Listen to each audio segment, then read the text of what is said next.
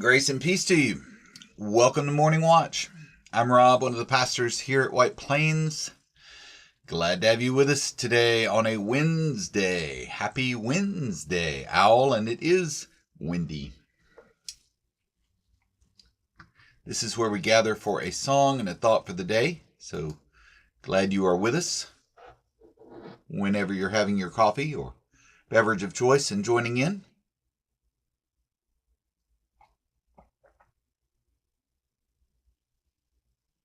Glad you're along for the ride.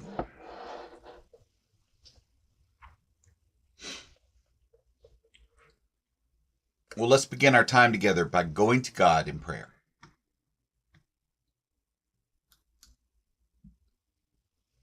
Help me call a blessing down, for I think our poor old world needs it. A blessing of peace, a blessing of the ordinary, a blessing of national life without chaos and personal life without fear.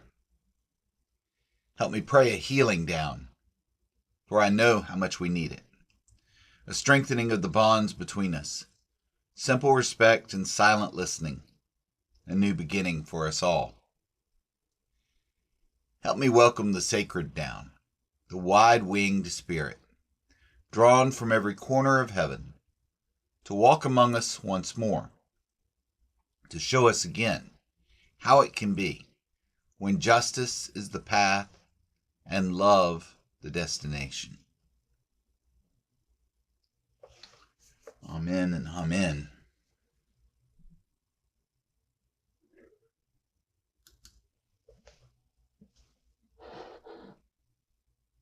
I don't know about you, but I love that prayer.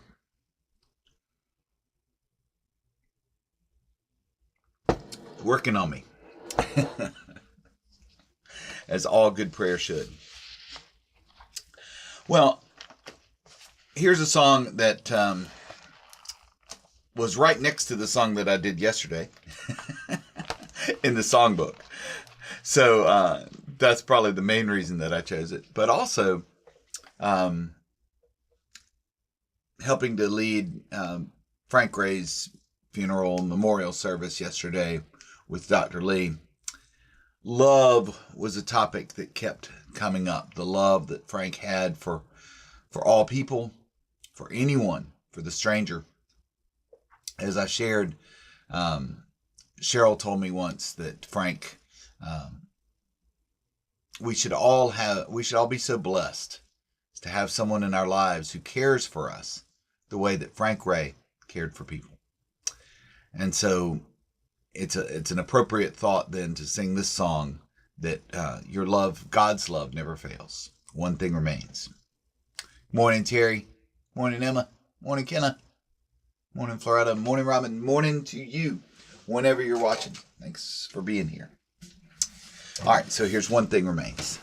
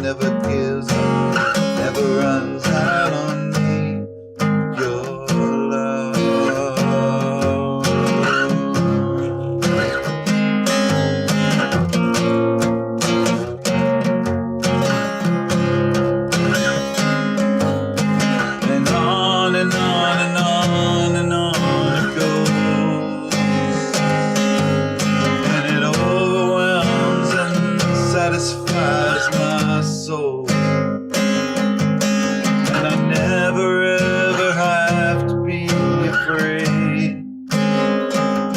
One thing remains. One thing remains. Your love never fails, it never gives up, never runs out on me. Your love never fails, it never gives up, never runs out on me. Your love never fails, it never gives up, never runs out on me. Your love.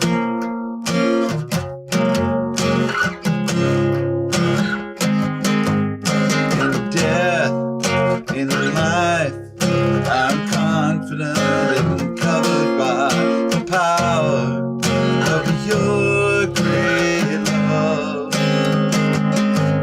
My debt is paid. There's nothing that can separate my heart from your great love.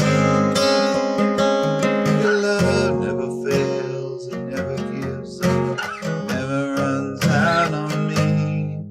Your love never fails, it never gives up, never runs out on me. Your love never fails, it never gives up, never runs out on me. Your love.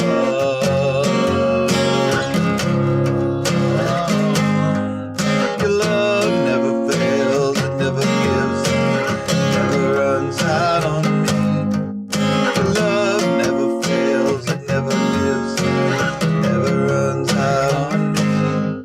Your love never fails, never gives up, never runs out on me. Your love.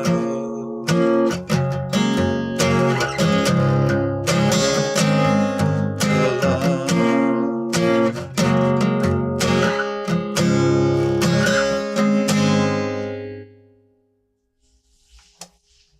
Sometimes I wish I held the guitar better so those of you that play can see what I'm doing.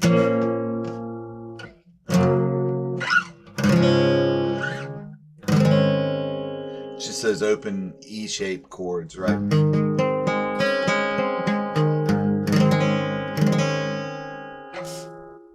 The C sharp minor.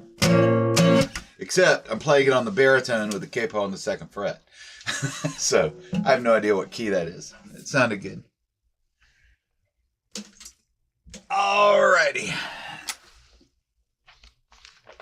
Let's see. So I think it's an A.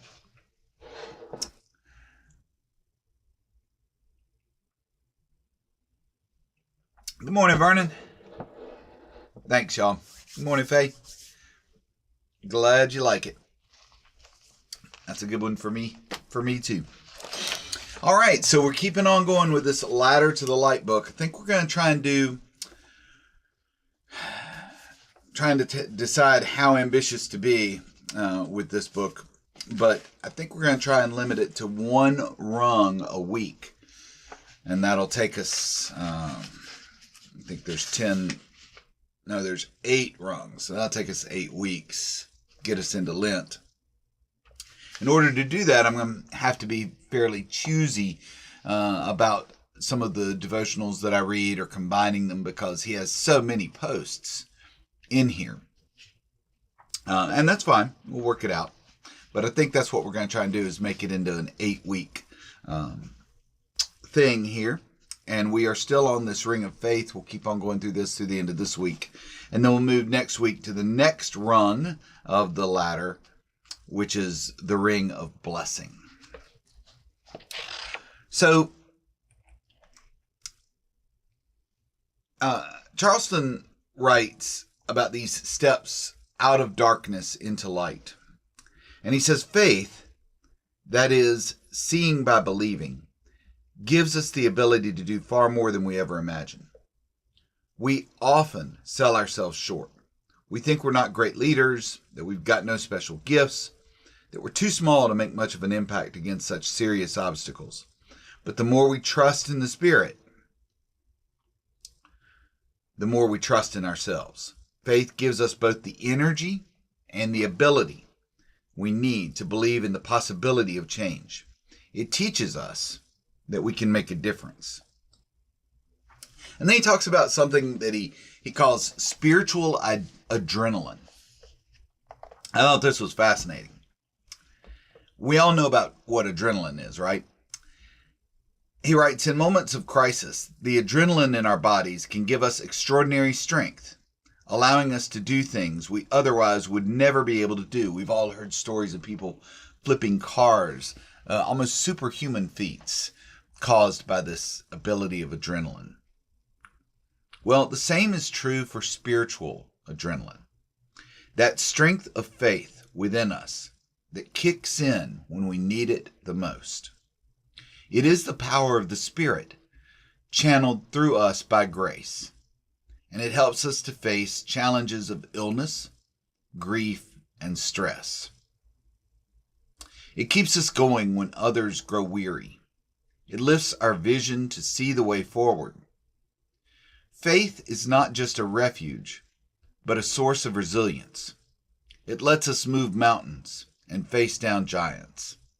It is the great release of the pure spiritual energy that we call love.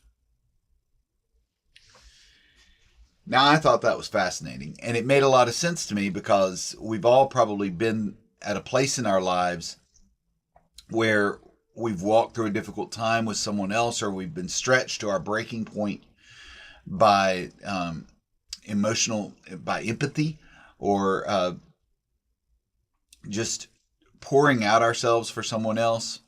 And I'm not just talking about physical exhaustion, although that can be a part of it too, but mental, emotional, spiritual exhaustion.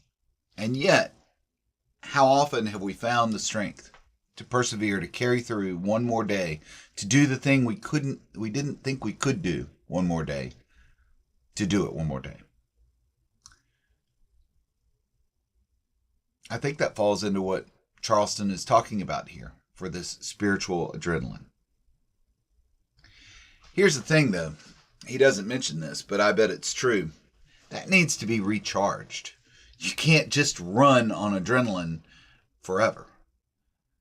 And that's why things like finding the quiet center, daily prayer, devotions, resting, that's why things like that are so important. If you're going to be involved in care, in doing even the small things, which is what we're going to talk about next, the small things, you have to have a balance of life, a balance of rest, sort of an economy of the spirit. Charleston writes, while we are empowered to do more than we imagine, we are not called to do more than we can. A great deal of our activism in the spirit is accomplished in simple ways. We're not asked to be heroic. Most often it is enough that we remain consistent in living out our faith in small ways. That line from the song, constant in the trial and the change, right? The small things. In the end, it may be the little things that make the difference. While we were distracted by the major issues of life, the big ticket items of careers and relationships, the things we accomplished, the hurts we endured, it may be the small things that slipped by unnoticed that changed another life for the better. We do not need to be in the spotlight to bring light into another person's world. We do not need to be on stage to play our part in the drama of life and love. We need to be only who we are, as loving and as kind as we can, for blessings to flow through us into another heart, unknown, but forever grateful. We don't need a spotlight to bring light into our lives. When you're in darkness, even a small candle can seem like a great light. We develop our trust, our faith, one small action at a time. And we can do that in a million small ways every day. It happens in the choices we make, in the way we translate what we believe into how we behave. We develop our skills at generating light not only for others, but within ourselves. Faith is not something given. It is something grown. Yeah. Good words for us today from this book, Ladder to the Light, about that rung of faith. That's where we start in climbing out of darkness into light. I thought a lot about this book and how to handle it. There's so much in it. It's really rich. I would recommend, just sort of getting it and reading it slowly. It also reminds me that these little short posts came from Facebook. Yeah, that great social media thing on which we are live right now, and many of you are watching online. I mean, we're on YouTube too, but most of our viewers come from Facebook. And it's quite the thing to do right now to disparage social media, and I don't spend a lot of time on it myself. I've often said if it wasn't for my job, I might not even have a Facebook page. If you look at my page, there's very little on there that's not work related. But at the same time, it's hard to ignore the good that has been done. In the end, I think that social media is a tool, just like anything else. A power tool. Dangerous in the wrong hands, and to be used with caution and care, but effective also. And I'm thankful for it. I'm thankful for the technology that allowed our church to continue to reach out during COVID, during a time when we were not able to have in-person services. And I'm thankful for it, the way it continues to allow us a voice to reach out, to let folks know what's going on, ways that they can connect and communicate with the church for mental health resources like Welcoming Wellness and the food distribution that we do every month, but also ways that we can share our messages of hope and sustaining power with our Sunday morning services, morning watch, whatever else we may try and put out there from time to time. It's a tool. Lord, help us. May we use it well. Amen. Amen. All right. Thanks, Kenna. Amen. Exactly, Floretta. Yep. Hey, Jill. Good morning to you. All right. Y'all take care. Have a blessed day today. May you find peace and purpose in this day. And I will look forward to seeing you again tomorrow for another Morning Watch.